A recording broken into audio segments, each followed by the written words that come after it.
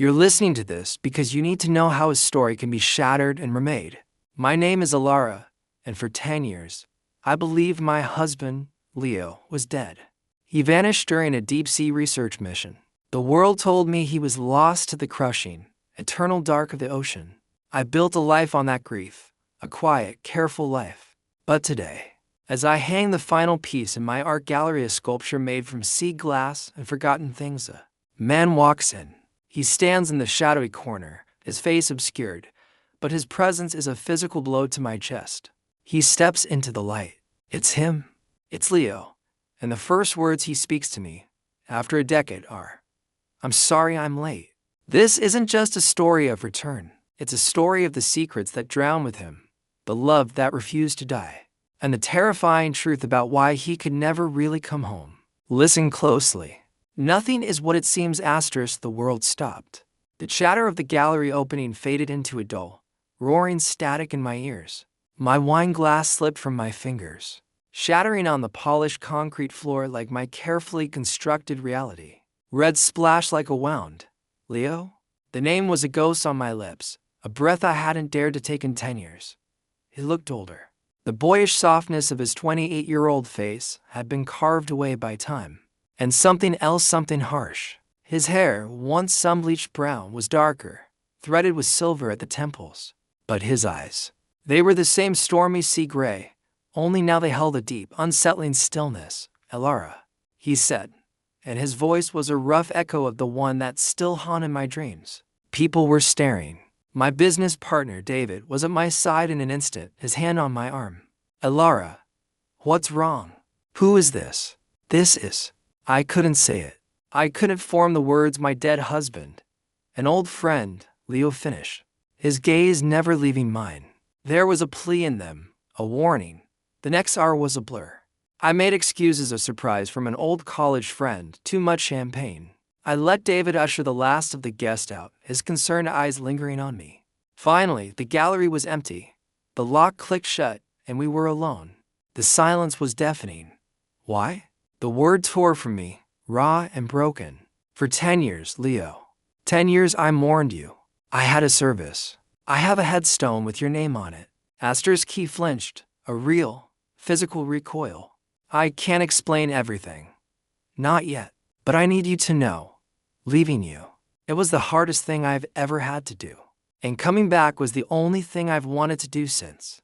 A torrent of emotions crashed over me. Disbelief.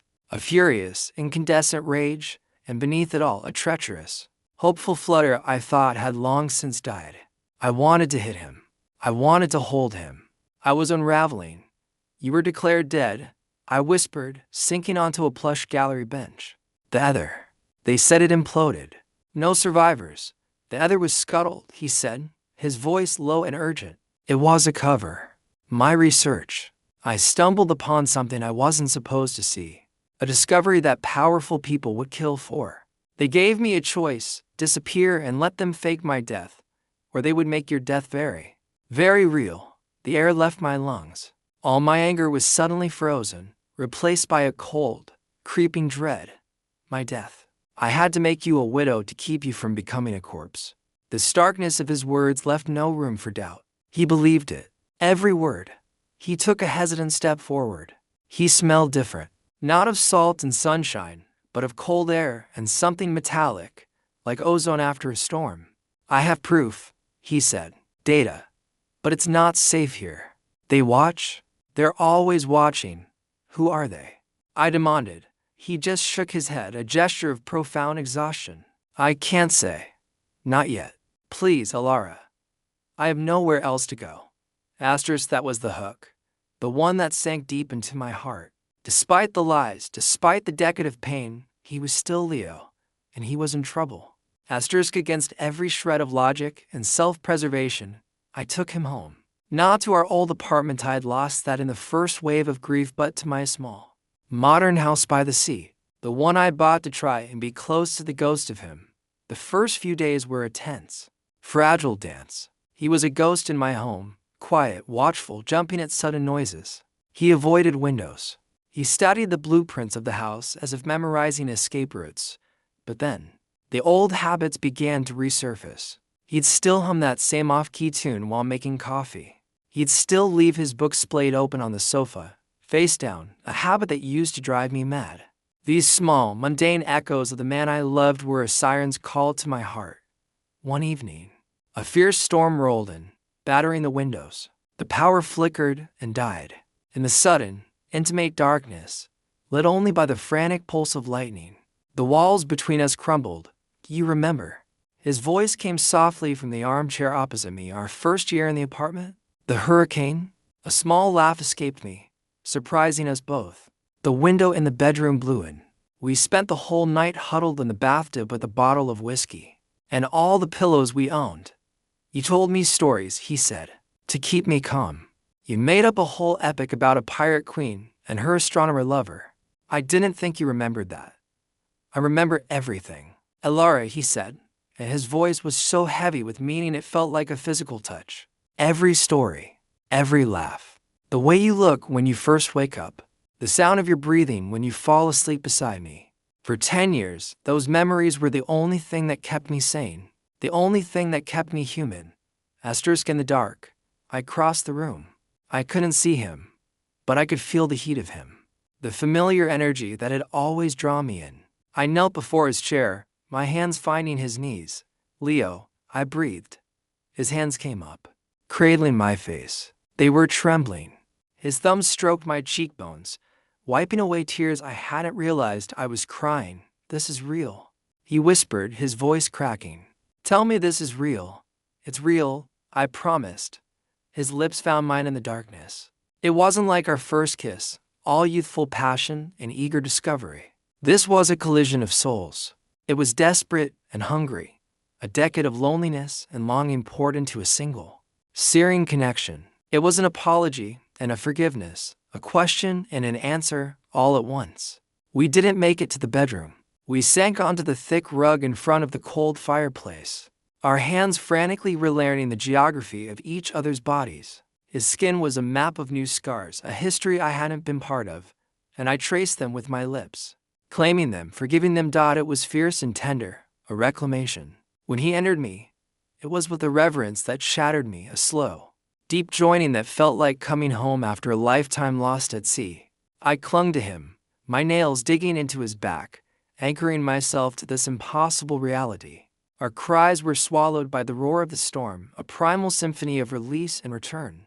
In that moment, there were no secrets, no lost years, only him and me, and the overwhelming, undeniable truth that our love had not just survived, but had been waiting, patient and powerful, for this exact moment to reignite. Asterisk afterward. We lay tangled together in the dark, listening to the storm abate. His heartbeat a steady, strong rhythm against my ear. The world was still dangerous, the questions were still unanswered, but in the quiet aftermath, we had found our way back to each other. The bliss was short-lived. The morning after the storm, the world intruded. Leo became agitated, pacing near the windows. They'll know I made contact, he said, running a hand through his hair. They monitor you, Allara. They have for years. To see if I'd reach out. A cold knot tightened in my stomach. How? Your phone. Your car. This house isn't clean. He went to my bag, pulled out my phone, and without hesitation, pried off the back casing. He pointed to a tiny, almost microscopic chip nestled inside. Tracker. Audio. I felt violated, naked. For how long? Years, he said grimly. They heard everything last night. The romantic spell was broken. We were in a fortress under siege. Leo spent the day in a fever of activity, using tools from my sculpture studio to meticulously sweep the house. He found more listening devices. He didn't disable them. Better they hear a normal routine than sudden silence, he explained. He was a stranger again, a soldier in a war I didn't understand. Asterisk that afternoon, he finally showed me the proof. On a slim, encrypted drive, he had files. Satellite images of a facility that didn't exist on any map, financial records tracing billions through shell companies, and a single, chilling video file. It showed the interior of the Ether. Moments before the accident, a man in a uniform I didn't recognize was holding a gun to the head of Leo's colleague. Leo's voice, young and terrified, pleaded off camera. Then, a gunshot. The screen went black. They faked the implosion, Leo said, his face ashen. They killed my team. They kept me. For my mind. My work on bioacoustic resonance. What is it? I asked, my throat dry. A way to influence, he said, choosing his words carefully. To calm a crowd, or incite a riot, using sound waves at frequencies the conscious mind can't hear. But it can also be weaponized. It can shred internal tissue, induce strokes or heart attacks. They've been perfecting it. I was their chief architect. The weight of his confession was immense. My husband, the gentle marine biologist who cried at documentaries about whales, had been forced to build a weapon of assassination. And now, I whispered, now they're ready to deploy it, he said. And I'm the only one who knows how to stop it. But to do that, I need to access the central transmitter. It's at a gala in 3 days, hosted by the Omnicorp Foundation, David's foundation. My David, who had held me while I cried for Leo. The man who had been my rock. The world tilted on its axis. No, David. He's been my friend. He helped me pick out your headstone. That's why it was so perfect, Leo said. His eyes full of pity. He was there inside, man. He got close to you to keep an eye on you, to be the first to know if I ever resurfaced. His philanthropy is a front. He's one of them. The revelation was a more profound betrayal than Leo's disappearance. Leo had left to save me. David had stayed to betray me. I thought of all our conversations, all the times I'd bare my soul to him. He had listened, not as a friend, but as a warden. The gallery, my success. Was it all just a beautiful cage? A plan formed, cold and sharp. The Omnicorp Gala. I was invited, of course. David would expect me to be there, grieving and fragile after the shock of seeing my dead husband. We're going, I told Leo. My voice steady now, my resolve forged in the fire of this new truth. It's a trap, he warned. I know, I said, but it's our trap now. The Omnicorp Gala was a spectacle of wealth and power. Crystal chandeliers, women in diamonds, men in tuxedos discussing billion-dollar deals. I wore a backless, emerald green gown. Leo, cleaned up and disguised with glasses and dyed hair, was my plus one. Posing as a foreign investor. My heart was a frantic drum against my ribs. I clung to Leo's arm, not for show, but for strength. David found us near the champagne fountain. His smile wide and genuine. To genuine. Allara, you look stunning. I'm so glad you came. It's good to see you getting out. His eyes flickered to Leo, a polite, questioning look. And who is your friend? Julian, Leo said, his accent flawless in French. A pleasure. Allara has told me much about your generous support.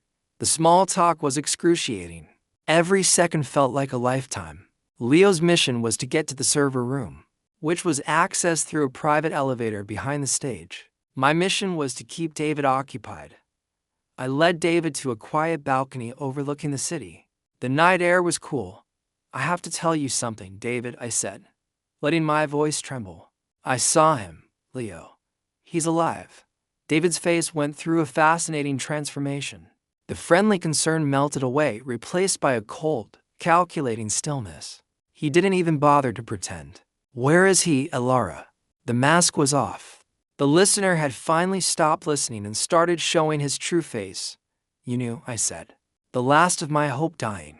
All this time. Of course, I knew, he said softly, taking a step toward me. I was the one who gave the order to scuttle the other. I was the one who told him we'd kill you if he didn't play along. He chose you, Allara, he always chose you. A sentimental fool. Rage, pure and clean, washed through me. And you're just a monster. I saw the intent in his eyes a second before he moved. He meant to grab me, to use me as leverage. But I was ready. As he lunged, I sidestepped, and with all the force I could muster, I brought my stiletto heel down on his instep. He roared in pain and surprise. It was the distraction Leo needed. Alarms blared through the gala. The lights flickered. From inside the ballroom, there was a sound, a deep, resonant hum that was felt more than heard. It was the weapon. Leo had activated it, but he was turning it on itself, overloading the system. I ran, pushing through panicked guests, heading for the stage. I found Leo in the control room, frantically typing at a console. David limped in behind me, a gun in his hand. "It's over, Cortez," David yelled. "The fail-safes are engaged. You can't stop it. The fail-safes are what will destroy it." Leo yelled back, not turning around. "You built your own tomb, David."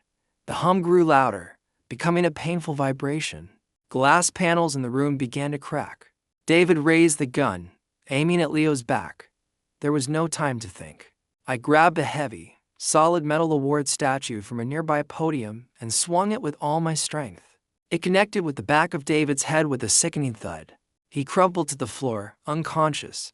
Leo slammed the final key. The hum peaked into a deafening shriek, and then cut off into an abrupt, absolute silence. The console in front of him sparked and died. He turned to me, his chest heaving. His eyes found David on the floor, then met mine. There were no words. He just opened his arms, and I fell into them. We didn't wait for the authorities. Leo explained that the web was too deep, the corruption too high. The public story would be a tragic accident at an Omnicorp facility, a generator explosion. David would be listed among the dead. We took the encrypted drive and left it anonymously. With a journalist known for her integrity, the truth would come out in pieces, but we would be long gone. We are in a small cottage in a country with no extradition treaty. The air smells of pine, not salt, but it's clean. It's free. Leo sleeps through the night now. The ghosts are slowly leaving him. The scars, both his and mine, are beginning to fade. He's building a new research station, a tiny, honest one, to study the songs of the local birds. I'm setting up a studio, my sculptures now filled with light and hope instead of grief.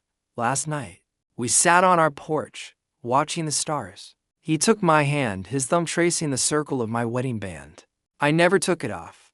"You know," he said, his voice quiet in the twilight, "I spent 10 years building silent weapons, but the most powerful sound I've ever experienced was the sound of your voice in the dark, welcoming me home." So, you see, the story wasn't just about a man who came back from the dead. It was about a love that was used as a weapon, and how that love, in the end, became our only shield. It was about learning that the most dangerous prisons aren't made of steel and concrete, but of secrets and silence. And the most revolutionary act is to trust, to feel, and to fight, not just for your life, but for the truth of your own heart. Listen to the end, because your story, too, deserves an ending written in courage and hope, not fear. Don't stop listening until you find it. Asterisk.